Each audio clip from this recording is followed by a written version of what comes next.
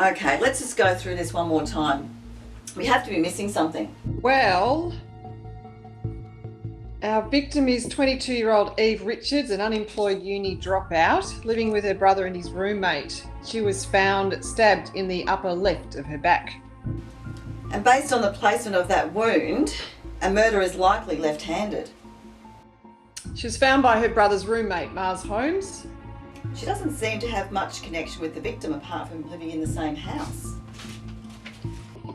Eve was last seen by her brother, Darcy Richards, after she walked out due to an argument they had.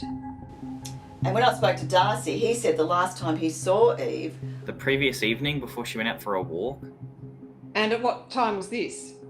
Probably around 8. And was this normal for her?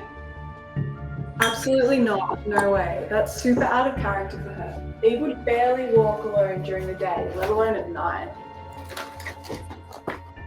When we talked to Mars, we found her exit was a bit more sinister, and that she left because of an argument with Darcy. Did you hear what the argument was about? Only vaguely. I heard a mention of money, but that's all I could hear. We can assume that the perpetrator is known to the victim. Well, there's nothing stolen from the body, and the post-mortem told us she was poisoned before she was stabbed, which suggests that it was premeditated and not a stranger. Which leaves us with the question, why would you stab someone after you've poisoned them?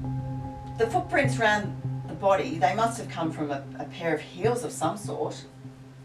Well, this would indicate that our offender is a woman, correct? We could assume, but the only female suspect had no motive. She would not benefit from her death. But she's also our only lefty. Unless... What if they weren't? What if they aren't?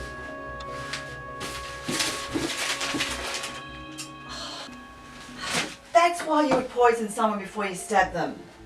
You think you have it? I think I do. I just need you to find one thing for me. This case has been running us around in circles right from the start. Because the person all the evidence pointed to was the only one who didn't have a motive. Yet, all the evidence pointed far away from the only person who did have a motive. Until we realised something. See, we assumed that the heel prints around the body meant that a female must have done it, right? Boys don't wear heels. But that's not quite right, is it, Darcy? Now we know Darcy was impersonating Mars. We can understand why you would stab someone who'd already been poisoned. And as we know that Mars is a left-hander, Darcy had to make it look like that Eve had been stabbed by a left-hander. You knew you wouldn't be able to properly attack her with your non-dominant hand. So you poisoned her first to assure she wouldn't be able to fight back. But why? Why would he do this? Eve had been leeching off her brother, refusing to get a job and pay rent. He was being driven to bankruptcy. And that argument that night was the last straw, wasn't it? You've been incredibly quiet there, Darcy. I'm not saying anything without my lawyer.